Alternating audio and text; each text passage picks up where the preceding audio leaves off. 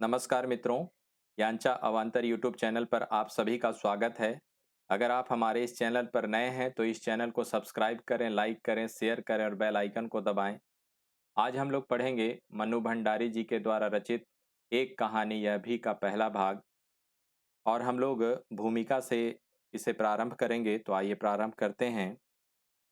आज तक मैं दूसरों की जिंदगी पर आधारित कहानियां ही रचती आई थी, पर इस बार मैंने अपनी कहानी लिखने की जुर्रत की है तो यह जुर्रत ही क्योंकि हर कथाकार अपनी रचनाओं में भी दूसरों के बहाने से कहीं न कहीं अपनी जिंदगी के, अपने अनुभव के टुकड़े ही तो बिखेरता रहता है। कहीं उसके विचार और विश्वास गुथे हुए हैं, तो कहीं उसके उल्लास और अवसाद के क्षण, कहीं उसके सपने और उसकी आकांक्षाएं अंकित हैं, तो कहीं धिक्कार और प्रताड़ना के उद्गार।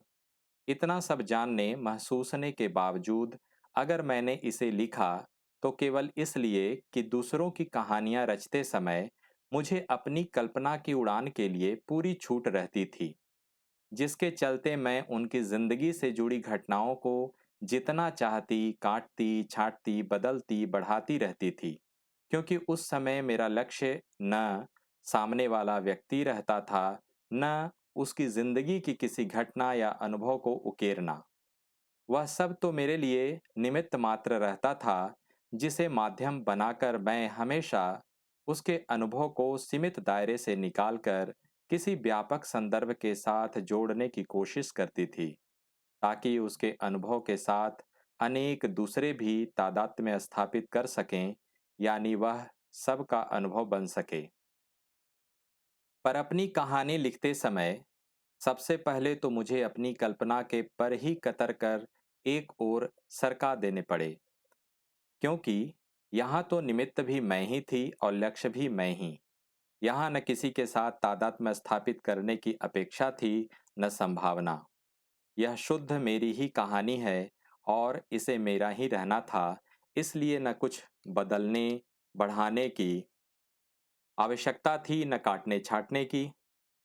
यहाँ मुझे केवल उन्हीं स्थितियों का ब्यौरा प्रस्तुत करना था, वो भी जस का तस, जिनसे मैं गुजरी।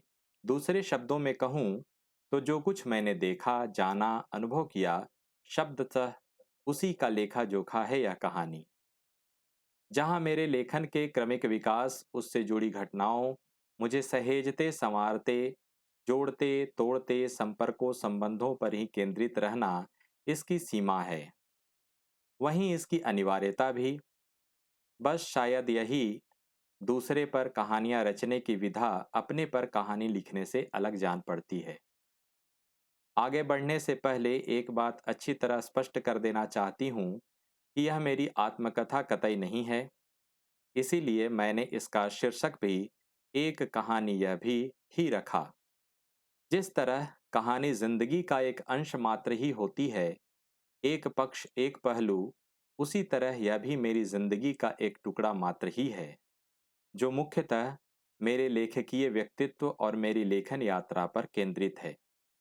बचपन और किशोरावस्था के मेरे संपर्क संबंध, जिसमें माँ पिता, भाई बहन, मित्र अध्यापक आदि हैं, और वह परिवेश तो है ही जिसमें मेरे लेखकीय व्यक्तित्व की नींव पड़ी थी। होश संभालने के बाद जिन पिता से मेरी कभी नहीं बनी, उम्र के इस औढ़ेपन पीछे मुड़कर देखती हूँ तो आश्चर्य होता है, बल्कि कहूँ कि अविश्वसनीय लगता है कि आज अपनी अच्छाइयों और बुराइयों के साथ मैं जो भी हूँ, जैसी भी हूँ, उसका बहुत सा अंश विरासत के रूप में शायद मुझे पिता से ही मिली है। इसीलिए उनका वर्णन थोड़े विस्तार में चला गया। फिर लेखन की शुरुआत का पहला चरण और उसकी विकास यात्रा, जो बेहद मंथर गति से चलने के बावजूद नाटक, उपन्यास और पटकथा लेखन तक तो फैली, अन्य विधाओं पर तो कभी प्रयोग ही नहीं किया। जानती हूँ वे सब मेरी सामर्थ्य की सीमा के बाहर हैं। हाँ, अपनी विधा की रचनाओं के दौरान इनसे संबंधित व्यक्तियों और स्थितियों के जो दिलचस्प अनुभव हुए, उनका संक्षिप्त ब्यौरा इस कहानी का प्रमुख हिस्सा है। अपनी इस लेखकीय यात्रा में लेखक बंधुओं और लेखन में रुचि रखने वाले लोगों का जुड़ते चले जाना स्वाभाविक भी था और अनिवार्य भी। फिर तो आज तक यही सहयात्री रहे मेरे, और इन्हीं के स्नेह सहयोग से मेरी जिंदगी का छोटा बड़ा काम अंजाम भी पाता रहा। मेरी जिंदगी का अभिन्न हिस्सा होने के कारण कुछ साहित्येतर संबंधों की उपस्थिति अनिवार्य थी। जहाँ मैं हूँ, चाहे जिस रूप में भी, उन्हें तो होना ही था। हाँ, कुछ लोग एक झोंके की तरह आकर मात्र मेरी संवेदना को ही नहीं झकझोर गए, बल्कि मेरे सामने कुछ अनुत्तरित प्रश्न भी छोड़ गए, और जब तक इन प्रश्नों के उत्तर नहीं मिल जाते, हो सकता है तब तक ये भी मेरे साथ ही बने रहें।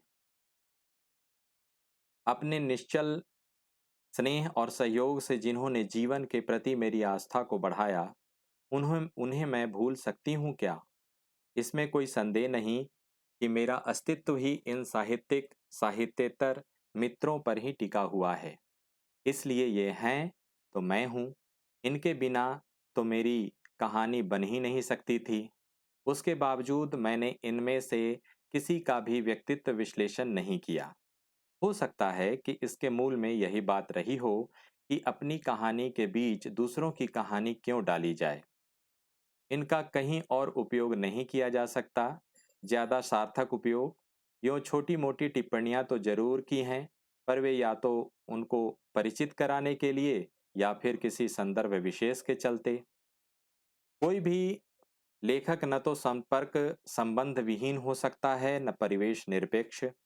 इसलिए उन घटनाओं को तो इसका अनिवार्य हिस्सा होना ही था, जिन्होंने मात्र मेरी संवेदना को ही नहीं, बल्कि पूरे देश को झकझोर कर रख दिया था। उससे जुड़े वे छोटे बड़े प्रसंग, जिन्होंने कभी मुझे आहत किया, कभी बेहद क्षुब्ध, तो कभी मुझ नासमझ के भ्रम भंग भी किए। यूं भी एक लेखक की यात्रा होती ही क्या है? बस उसकी दृष्टि परिवार के छोटे से दायरे से निकलकर धीरे धीरे अपने आसपास के परिवेश को समेटते हुए समाज और देश तक फैलती चलती है। इस प्रक्रिया के दौरान होने वाले अनुभव उसे केवल समृद्ध ही नहीं करते, उसकी दृष्टि को साफ और संवेदना को प्रखर भी करते हैं। हाँ, अब यह लेखक की अपनी सामर्थ्य पर निर्भर करता है, किस हद तक वह इन अनुभवों का रचनात्मक उपयोग कर सकता है। यह भी कैसी विचित्र विडंबना है कि दूसरों की कहानियां रचते समय मुझे सामने वाले को उसकी संपूर्णता के साथ अपने में मिलाना पड़ता था, और इस हद तक मिलाना पड़ता था कि स्व और पर के सारे भेद मिटकर दोनों एक लय एकाकार हो जाते थे। पर अपनी कहानी लिखते समय तो मुझे अपने को अपने से ही काटकर बिल्कुल अलग कर देना पड़ा। यह निहायत जरूरी था, और इस विधा की अनिवार्य शर्त तटस्थता की मांग भी की, लिखने वाली मन्नू और जीने वाली मन्नू के बीच पर्याप्त फासला बनाकर रख सकूं। अब इसमें कहाँ तक सफल हो सकी हूँ, इसके निर्णायक तो पाठक ही होंगे। मुझे तो न इसका दावा है न तर्क। लेखन और साहित्य से हटकर अपने निजी जीवन की त्रासदियों भरे पूरक प्रसंग को लेखकीय जीवन पर केंद्रित अपनी इस कहानी में सम्मिलित किया जाए या नहीं, इस दुविधा से कई दिनों तक मुझे परेशान होना पड़ा। अपने कुछ घनिष्ठ मित्रों से सलाह ली और उनके आग्रह पर अंततः इसे सम्मिलित करने का निर्णय ही लिया। बाद में तो मैं भी सोचने लगी कि मेरा और राजेंद्र का संबंध जितना निजता और अंतरंगता के दायरे में आता है, उससे कहीं अधिक लेखन के दायरे में आता है। लेखन के कारण ही हमने विवाह किया था, हम पति पत्नी बने थे। उस समय मुझे लगता था कि राजेंद्र से विवाह करते ही लेखन के लिए तो जैसे राजमार्ग खुल जाएगा, और उस समय यही मेरा एकमात्र काम में था। उस समय कैसे मैं यह भूल गई कि शादी करते ही मेरे व्यक्तित्व के दो हिस्से हो जाएंगे, लेखक और पत्नी। इसमें कोई संदेह नहीं कि मेरे लेखकीय व्यक्तित्व को राजेंद्र ने जरूर प्रेरित और प्रोत्साहित किया। इनके साथ मिलने वाला साहित्यिक वातावरण, होने वाली गप गोष्ठियां मेरे बहुत बड़े प्रेरणा स्रोत भी रहे। लेकिन मेरे व्यक्तित्व का पत्नी रूप, इस पर राजेंद्र निरंतर जो और जैसे प्रहार करते रहे, उसका परिणाम तो मेरे लेखक ने ही भोगा। निरंतर खंडित होते आत्मविश्वास से लेखन में आए गतिरोध का जो सिलसिला शुरू हुआ, अंततः वह उसके पूर्ण विराम पर ही समाप्त हुआ। इसलिए पूरक प्रसंग की सारी बातें लगने को मेरे निजी जीवन से संबंधित ही लगेंगी, पर जुड़ी हुई तो मेरे लेखन से ही हैं, बल्कि मेरे लेखकीय जीवन का अभिन्न हिस्सा है। हाँ, यह मैं बहुत बहुत ईमानदारी के साथ कह सकती हूँ कि मैंने न तो इसमें वर्णित तथ्यों को तोड़ने मरोड़ने की कोशिश की है, न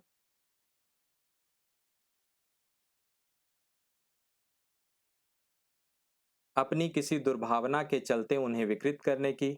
जो कुछ भी लिखा वह आवेगहीन तटस्थता के साथ ही लिखा है।